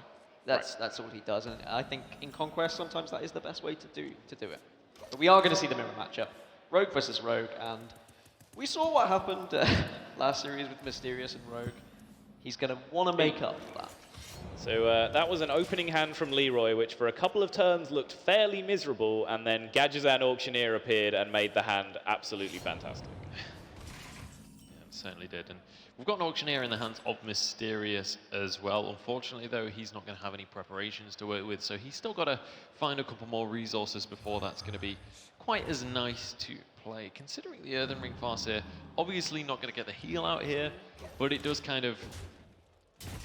It forces Mysterious to bring an answer here to deny this just 3 damage every turn. Yeah, I think developing a 3-3 here just for the sake of having tempo is right. The choice was which of these battle cries do I essentially want to waste? Yeah. The healing or the 2 damage? And I think having the utility to remove minions from your opponent's board is more useful because you already have the Gadgetzan Prep Conceal Dream set up. So as long as you don't fall too far behind on tempo before then, you'll feel you're in a comfortable position. So making sure you have the utility to remove your opponent's board is more important. I feel that a Rogue matchup, that's kind of how it starts off. It's just kind of trading these minions that are usually used to just kind of heal yourself up, just deal 2 damage and some removal until you get to that Auctioneer, and whoever can get it first and get as much card draw as possible is really going to benefit. I mean, as you said, we see it in both hands, but it's going to be whoever gets that 6 mana first. We see the coin in the hand of Mysterious, so in theory, he might want to save that coin onto turn 6 to use it as extra card draw. It's a very similar scenario to like the Frostmage mirror, where it's kind of like whoever gets the Emperor first, whoever can get the Alexstrasza down first. It's the same kind of thought process on who is going to be able to kind of get the ball rolling and start to force the other player to play reactively. That's the key thing here. But I mean, obviously we do have this Auctioneer play available for Leroy, but next turn he doesn't actually have a whole lot to work with here. Yeah, again, I was just curious about the lack of dagger here. I mean, the Pillager draw makes him look like a genius, but for all intents and purposes, he was redaggering on that turn anyway, but he may have considered the world where his opponent dropped Azir Drake and he drew exactly Tomb Pillager, which just makes him look like a god. So, I mean, if that was the plan, then well played.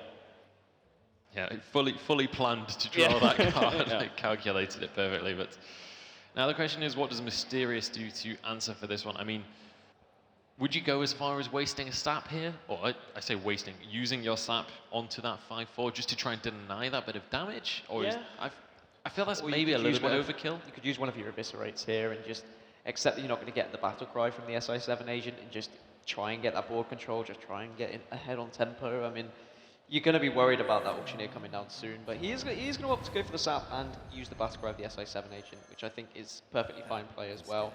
I mean, what else are you going to sap? Usually if an Auctioneer comes down, it's going to be concealed anyway. Right, yeah, I mean, sapping an Auctioneer doesn't deal with it. You know, you can just drop it back down next turn and start drawing spells again. There really aren't that many great sap targets in the deck, apart from huge Edwins. That's the one thing that you want to sap. Wow. And yeah, the double prep conceal hand is looking pretty fantastic here. We'll start with the conceal, see if we can pick up anything else that's worth prepping on this turn. Doesn't get it, so I imagine we might see this prep saved, even though the prep Eviscerate on the 3/1 might seem worth it to cycle some cards. That 3/1 represents no threat to him right now.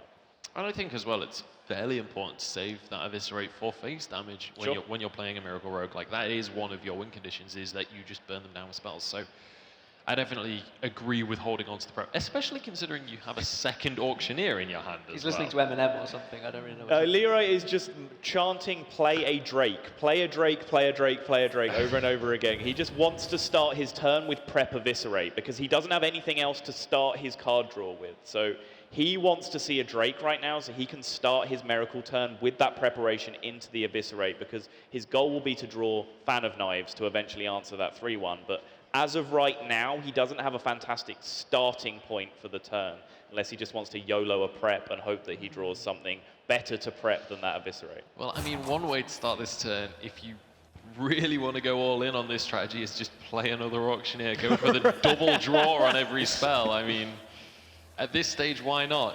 You could certainly draw yourself towards a victory. It is very much kind of... I think Mysterious felt bad there as well. He had the Gadget Sand in his hand, but he didn't have the prep. He shivved into a prep, so it was his next card, and that's always going to feel quite bad. So I wonder if HelloLeeroy, he's just going to drop the prep. Hey! There it is. And the genius that is, just expecting these cards to come off the top. And this is, this is looking really, really good for HelloLeeroy as well. Yeah, this is a big deal because now he can jam the Cold Blood if he wants to. He couldn't start his turn with that because it would be inefficient. It needs a combo activator. So now suddenly the cycle just happens a lot more organically here. I'm sure we will see the Cold Blood come down. Like I said, this Cold Blood represents 4 damage, whether it's on an Auctioneer or a Leeroy. It doesn't really matter when it goes in. And this way it has a chance of even attacking twice if your opponent doesn't have a good removal option for it.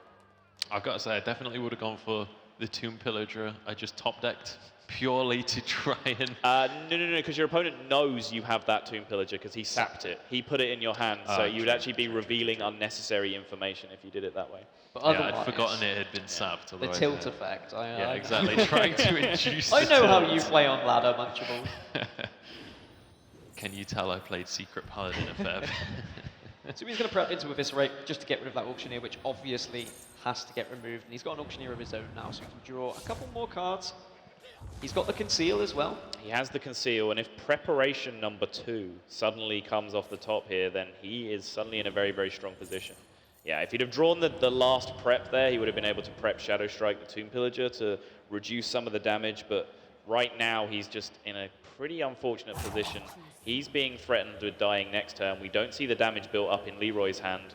There is a great deal of damage built up in Mysterious's hand, though, so he might be able to go down the line of just going all in on killing Leeroy on his Miracle turn if it gets that far. So I wonder if he's considering actually playing another Auctioneer here. He's got no way of removing the Concealed Auctioneer. 1 damage off, actually, because of that Skulker. If he had spell damage on board, that would have been unreal, and the Skulker would have been like the best tech decision I've ever seen in my life. Unfortunately, that's not the case, though. There's so many situations this game that have been, if this happens, this is the best thing ever. And multiple times it's just been a, if HelloLeeroy top decks this, which he did multiple times, and it looks fantastic. But he's just going to opt to drop the Tomb Pillager. Hits a little bit more damage to the face. Oh boy! Okay, so we have 3 damage from the weapon. We have 12 from the Auctioneer. That's 15. The Eviscerate makes 19. Does he have enough mana to play the Drake? He can't play the Drake as well. He doesn't have enough mana, so he needs to find a prep or another source of 1 damage. And he needs to sequence his cards in the way where he's spending the cheapest things first, so he leaves the most flexible amount of mana available. I mean, he has 2 Cold Bloods to draw 2 cards with. Double Cold Blood first. Then I think he's just making sure he's not missed any other opportunities before he goes for this combo at all. He doesn't want to kind of just miss lethal for no reason, because I can tell you for sure that if he doesn't go for it this turn, he will. Tomb Pillager is a blank. Next. The remaining optimal damage in his hand will use up 3 more of his mana, which means SI7 Agent is live at any point that it gets drawn. A Shiv is live if it gets drawn. A second Deadly Poison is usable. It looks like Mysterious is going to bail out of the push for lethal, and honestly, he knows his deck better than we do, so he knows what options he has in there. If there are extra Shivs and stuff, then the all-in play might be better, but he's going to go with the line to just not die on this turn, well, we can see threaten just the second Conceal to deal the damage next turn. This is totally fine as well. And from the cards he drew, none of it was that extra damage as well. So definitely, I like the defensive approach. It doesn't look like HelloLeeroy has much of an answer either. Well, he hasn't got a way of getting his own lethal, should I say. Oh, he didn't have the mana to play the Conceal at the end, though, which does make a big difference. So the sap can at least remove the damage from the board. I mean, we don't see the damage in hand from Mysterious. There's no Eviscerate that can push through this last little piece of damage. So this is coming down to the wire as well. Much like the Freeze Mage game, it's not really playing out in the conventional format that the matchup often does, but it's hanging in the balance nonetheless. I think Shadow Striking's fine here. Yep, seems good. And there's the Eviscerate. I think you just jam it to face now. Why not? What should you guaranteed 4? Yeah, it doesn't make a huge amount of difference. You get the additional cycle this turn. You have the mana to get the lethal next turn. So this just comes down to what the draw is now from Mysterious. It's all or nothing. He does have the opportunity to cycle some with the Fan of Knives or the Azure Drake to try and pick up more options, but he needs something. His deck is very thin. There are probably very few cards left, so he can pick up a majority of them here. The question is, do you play Zarel and just roll the dice? Hope for the extra damage from a toxin? I mean, it still doesn't even win you the Yeah, there's game, no but toxin that will get it done, I don't think. SI7 Agent is the card he needed last turn, didn't get far enough through his deck to reach it. That's not enough here, and now the combination of Zarel and SI Agent could possibly get the job done, but he doesn't have enough mana to do all that, plus the dagger. Azure Drake can't hit and eviscerate anymore, so he's very, very quickly running out of options here, and it looks like this game is going to Leeroy, and we're going to a Game 7. Obviously with the SI7 Agent in hand, and HelloLeeroy is praying to the gods that he doesn't have the damage. He's going to be slightly concerned when he sees SI7, but there we go. HelloLeeroy, he'll tie this up at 3-3, and we're going to a Game 7, which is, we haven't seen today. Leeroy is pumped right now. He is loving life, and the SI7 Agent is going to be more than enough to finish the job, and that means we are going into a 7th and final game between these players. Obviously, this is the lower bracket, so whoever loses this is being knocked out, and clearly neither player is going down without a fight. Now, we move on to our final matchup. It's Zoo Warlock versus Miracle Rogue. Now, we've already touched on this slightly. Apparently, this is a hotly contested matchup in terms of, there's a lot of people say that it goes one way, there's a lot of people say it goes the other. I want to find out from each of you, what is your personal opinion on this matchup? I'll start with you, Dan. I prefer Rogue. I just think the playstyle fits better for me. I trust in my removal. I like to mulligan for my removal early on, and I just feel it feels nice against Zoo to have such removal. And I just feel I'm on the back foot with Zoo. But I mean, I suppose if Zoo draws well and the Rogue doesn't, it's one of those games. It's a 50-50, I think.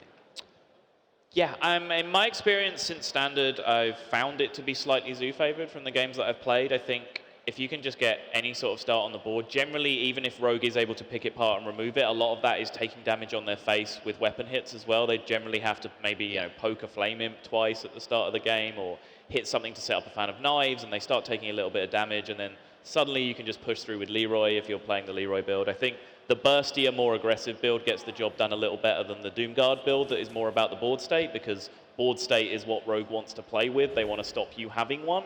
What Rogue doesn't deal with too well is damage from hand, so Leeroy Power Overwhelming Soulfires, that build is a little bit better against Rogue in my opinion. Leeroy does have the Doomguard build though, so we'll see how that works out for him. Certainly will, but has a fairly obvious turn one available to him in that Possessed Villager. One of the more annoying minions to have to deal with, obviously, with that Death Rattle, going to just stick to the board for one extra turn, but against a Rogue, there is, of course, the immediate answer in the Hero Power, so. I mean, having both Darkship Councilmans in hand feels really good. Obviously, we can see the sap, and probably that's your best sap target in this Zoo deck, but I don't know, Doomguard, force them to discard extra is always nice. No Forbidden Ritual to really buff it up just yet, but I can agree with you. I think if you can feel confident as a Zoo player going into this matchup, I just think that Rogue really needs that removal. I mean, Azure Drake plus Fan of Knives can be absolutely detrimental to a Zoo. Looking at Mysterious's hand, it's not that great. He's got a few removals, but then it's what does he do after those removals? I suppose he's got the Zarel, which can get a little bit of board presence. Perhaps that Toxin is going to play a big part in this game. He has a lot of potential combinations that can be effective, but he doesn't have the cards that help string that together. He doesn't have the preparation that he can leverage the Azure Drake with. He doesn't have the Violet Teacher that can start giving him some board presence when he casts that backstab, for example. So he's going to commit almost his entire suite of removal right now just to getting rid of this fairly innocuous looking board. Obviously, the Councilman is a threat and demands an answer, but he has committed a great deal of resources to dealing with just that small board. And unfortunately, little did he know, there is a second Councilman just waiting in the hand of Leeroy. So now, after using all of that removal, he's kind of punished fairly hard for that. And obviously, Sap is an answer. It's there in hand, but it feels bad to then, after using all of those resources already, commit even more resources to not actually fully get rid of a councilman. He did say as well that toxins were going to could play a big part, and he's got the toxin that deals 2 damage, which feels pretty good against Zoo because you just need that removal. That's how you win this game. Well, HelloLeeroy is going pretty ham. Gets 7 damage onto his councilman. That's now a 5-5 on board. And I mean, I mentioned how it's not that great to sap it. Initially, it was a 1-5 at the time. Now that it's a 5-5, that looks a little bit more like an appealing line of play. Right, now your sap's actually achieving something. You know, sap can be a tricky card to use. A lot of people use it in the wrong situation. A lot of people hold on to it just so they can sap the casters, which makes a lot of sense as well. But in this situation, generally the question you want to ask yourself is, okay, I'm sapping this minion. If he replays it, what do I do then? If your answer to that is, then that's probably not a good idea.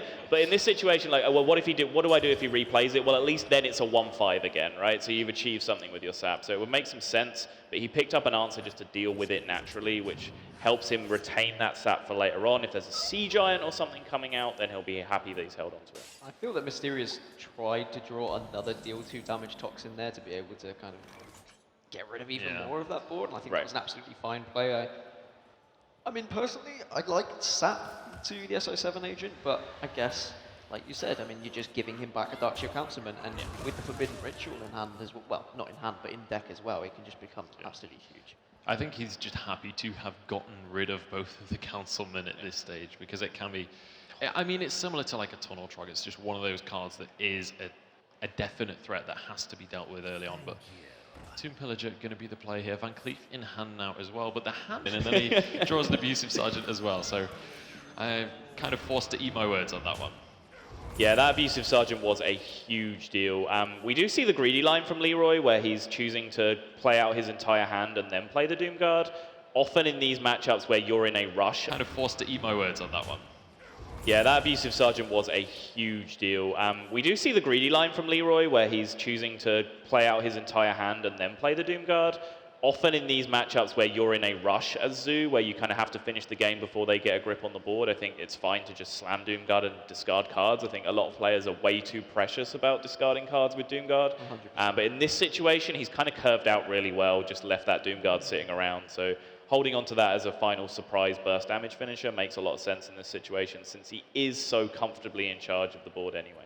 Especially if he draws into a 1-drop next turn as well. It's going to be, you probably just do use that Power Overwhelming perhaps as removal, and then drop the Doom Guard and not remove any cards from your deck, which feels bad. That prep could be such a big deal if he picks up something else here. I think you lead with the Abyss. Okay, so using the prep first means that he's potentially trying to draw something else. It wouldn't have made a great deal of difference since the spell was the next spell immediately. Does have the Shiv now as well that he can cast with the remaining 2 mana, take out the Abusive Sergeant, so he's successfully reduced a lot of damage on the board right now. And not only has he bought himself some time in terms of his life total, but he's also cycled through his deck to some great removal options. And he's asking the question of Leeroy of whether he wants to deal with the Auctioneer first and foremost, and if so, does he have a nice way of doing it? Well, yep, I like this. The answer is yes. Yes. With the Power Overwhelming. Drops the Doom Guard as well, so gets rid of the Dark Peddler, but he's going to be quite happy with that 5-7 on board. However, there is a pretty decent hand available right now. 2 Phantom Knives to get some draw on the go, but also you've got that Shadow Strike, which could be crucial. Another preparation drawn as well. On top of the SI7 agent, I'd say this is a pretty nice hand to deal with what's on the board. Yes, it is. Can't quite get the Edwin in there. My greedy little eyes lit up immediately and wondered if we could get an Edwin in as well as clearing the board. But yeah, the Azure Drake seems the more efficient way of doing it. He can prep one of the 3 mana removal spells and then or prep the Shadow Strike, use the Fan of Knives to remove most of the board, just leave that Void Walker chilling around. He's going to use the SI7 agent instead. This makes sense as well. Gets the extra minion on board. The 2 damage to the 1/3 is fairly inconsequential, so now Rogue has a grip on this board, but in terms, that is probably upper 0.2% of his deck in terms of what he could draw that turn. Well, I was kind of wondering what answer Leeroy would have, what he could even draw here, but the second Doom Guard is definitely going to be a nice answer. And as well, like how little he's had to sacrifice to play these Doom Guards, I think could be a crucial factor in this matchup. But now, do you opt to trade here? Well, apparently the answer is yes. I don't even need to ask you guys. But I think the spell damage can be very important for the rogue. I spoke about it earlier with the fan of knives and stuff like that. So I think trading out on the Azure Drake is fine. At the same time, you're still searching for damage. But as he's only on 11 health, I think the trade is perfectly acceptable. Yeah, hitting face there is almost a hopeless cause. Yeah. Basically, like you leave the board to trade in the way that the rogue player wants to, plus the spell damage to leverage more removal, and you discarded one Dark Peddler when you played the first Doom Guard, and you've played both Doom Guards. So Dark Peddler is one of the cards that can pick you up Soulfire, which you can burst from off the board, but apart from that, with both Doom Guards gone, if you are off the board, as you would probably be at the end of that turn if you went face, you have no more damage in your deck. You just draw minions, play minions, they get removed. That's the cycle for the rest of the game until you lose. Well, Leeroy is going to be the option right now. With Fan of Knives in hand, you pretty much sacrifice nothing by playing it as well. He's going to be able to move it up a little bit, and Conceal is drawn, which means that the answer of the remaining 1-1 is no longer there, and HelloLeeroy looks all but devastated about that turn of events. Voidwalker and Flame Imp, the fantastic turn 1 play if you went second, but not the greatest play when we're 9 turns into the game. Not so sure how necessary that conceal was, honestly, because looking at the remaining hand right now, it felt like casting the rest of your hand, like Fan of Knives, Earthen Ring Farseer, Edwin as a 6/6, and then concealing that board would have been a lot more beneficial.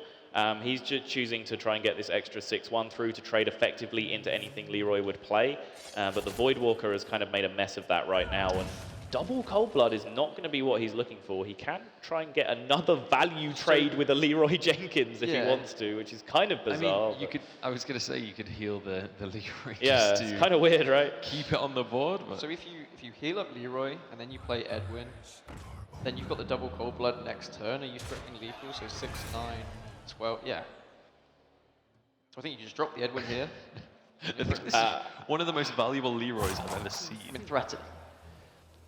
Yes, but I'm just considering, has he already attacked with Dagger this turn? He hasn't, right? No, he hasn't. So I think if you take the Zoo player off the board entirely this turn, yeah, I like this completely. If you take the player off the board completely, there's no way they answer this board. So you actually gain more damage just by jamming these Cold Bloods now onto the minion. Like, this gets to attack through next turn. There's no answer that Leeroy can draw to answer this.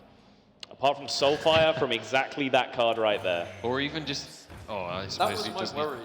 Well, none of those cards are Soulfire. They are not, no. Well, I mean, Tentacle of N'Zoth, or N'Zoth, sorry. Unfortunately, it's a Death Rattle instead of a Battle Cry. That could have got rid of the Leeroy. It's just, all of these cards, like, they're just a tiny bit too little, you know? Yeah, there's 18 damage on board, so he does have to tap to try and pick up an answer. Doesn't find it, and Leeroy, unfortunately, is going to be our first player eliminated. He is going to be the 0-2 player. Someone had to do it. It turns out to be Leeroy.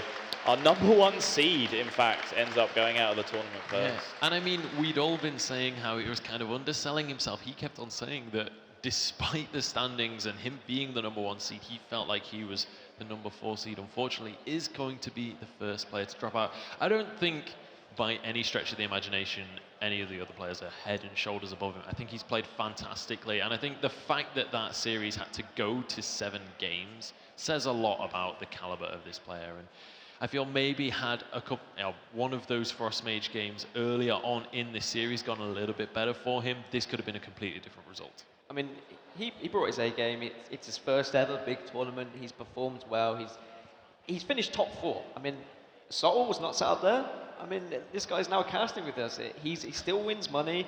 He still will. If there's a season 2, he will be savage. He'll be invited to season 2. This guy he's young. He needs to just keep his chin up, and I'm really proud of him. And it's a shame to see him go out, but it does mean that Mysterious will go forward. And HelloLeeroy just needs to kind of just take that one in the chin and say, look, my first tournament, I got 4th place, I'm happy with that. Yeah, I think, I watched obviously most of his games during the actual league season. I think he played very well. I think he brought some questionable decks. Yep. But I think whatever decks he brought, he played them very, very well. I was impressed with him as a player. I think today we've seen him play a little bit subpar, and I think, again, I don't like immediately going to the caster cliche of he was nervous, but we spoke to him backstage. He looked nervous. He said he was nervous. Like, he was just bouncing up and down, bouncing off the walls, like trying to get rid of a bunch of nervous energy. You could see it. It's a genuine thing. And I think like the reason why he was potentially underselling himself so much is that he didn't want to give himself those expectations to live up to because he was so nervous. So I'm sure this will just be a positive experience for him. He'll come back bigger and better. I'm sure bigger things are in the future for him. And I think the player we need to focus on now is, of course, Mysterious, who has moved on through the lower bracket. He'll be against the loser of our winners bracket final tomorrow. And let's have a chat with him and see how he's feeling, because, I mean, we saw a dramatically different Mysterious in this series to the Mysterious we saw in the series earlier today. So I'm keen to see what he has to say on the matter. Let's pass it over to the big, beautiful man, Sean Charles himself, who's going to have a chat with our victor. So much. Mysterious, please, sir, come this way. Guys, round of applause. They're still here and they love you. Leading into that, you said it was going to be a good show up. You said it was going to be a great matchup. We didn't know it would go the distance. Your heart's got to be racing. How are you feeling? I'm really happy of the issue. It was a really tough match, 4-3. It was very long. A lot of pressure, but I'm really happy to win that. And I will play even better tomorrow. So. HelloLeeroy, talk me through a little bit your opponent. I mean, he did not go quietly into the night. He really put up a fight. What kept you believing in that last match when it was so close? Well, he played really well. I started also really well the 2 match. Then after I made some misplays, so he could come back, but anyway. It happens. Yeah, it happens anyway. It's really difficult to play for the first time in a big stage like that. So tomorrow will be a better day, I hope. Now, talking about that, when you have this crowd out here and you can hear them getting involved, reacting to certain plays, are you conscious about that? Are you thinking about that? Yeah, sometimes. Sometimes you look on the left, you see the crowd, so it made me feel a bit nervous, but it also motivates me because you want to show them a really good match, so it also helps. Well, you did indeed show an absolutely fantastic match. Thank you so much for being such a great form. You're safely into tomorrow. You made it there. Guys, one more time, a big, big round of applause for Mysterious.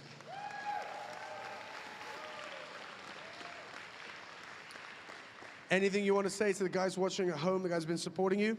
Yes, a lot of my friends are in front of their computer at the moment supporting me, so I'm sure they will call me as soon as I will go in the backstage, so they might be really happy.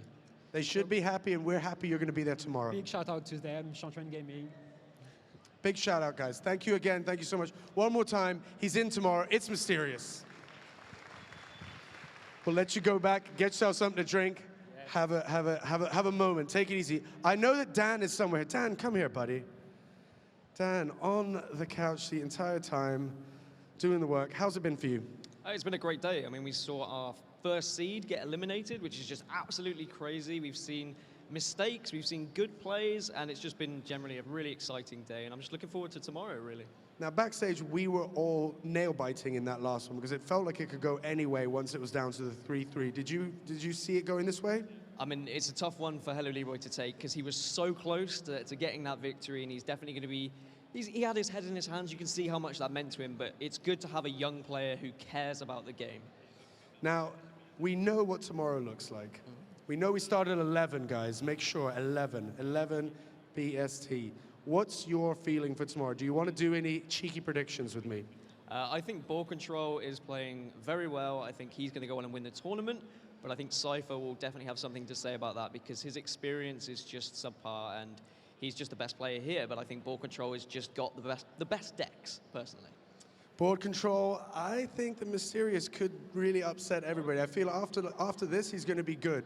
But we want to know what you guys think. So, of course, use the hashtag ESLPREM, that's ESLPREM, and let us know what you're thinking. And, of course, don't forget to take those pictures of cosplayers, find one on the internet. We don't care where they come from. If they're here, even better, and send them to us at ESL UK. Use that Twitter, follow, tweet it at us, and you will have a chance to win that wicked, awesome, gaming-powered Intel Pad of Joy. All right, what are your final thoughts for the day? I just think we should have a full crowd tomorrow. I think they want to be here for the finals. We are going to crown the UK champion. It's going to be a big thing for these players, and it'll be a great thing to watch. It has been fantastic. You guys have been awesome. There's going to be lots more coming tomorrow. As I said, 11 a.m. British time. So make sure you tune in for now from everybody here at the London Comic-Con. Everybody backstage front, we say to you one last time, thank you. Thank you. It's good night from you. Good night.